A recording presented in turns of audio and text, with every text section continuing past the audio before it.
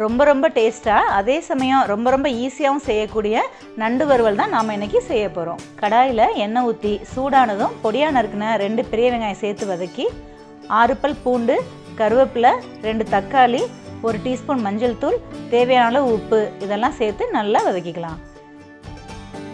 இது கூட நாம் க்ளீன் பண்ணி வச்சுருக்கிற 1/4 kg நண்டை சேர்த்து 1 டேபிள் ஸ்பூன் மிளகாய்த்தூள், 1/2 டேபிள் ஸ்பூன் மல்லித்தூள் சேர்த்து 2 நிமிஷம் நல்லா வதக்கி கொஞ்சமாக தண்ணி சேர்த்துக்கலாம். இந்த நண்டை மசாலாவிலேயே ஒரு 5 நிமிஷம் நல்லா வேக வச்சுக்கலாம். மசாலா கொஞ்சம் திக்கான உடனே 1 டீஸ்பூன் மிளகுத்தூள், 1 டீஸ்பூன் ஜீரகத்தூள், 1 டீஸ்பூன் சோம்புத்தூள் இதெல்லாம் சேர்த்து நல்லா வதக்கிக்கலாம்.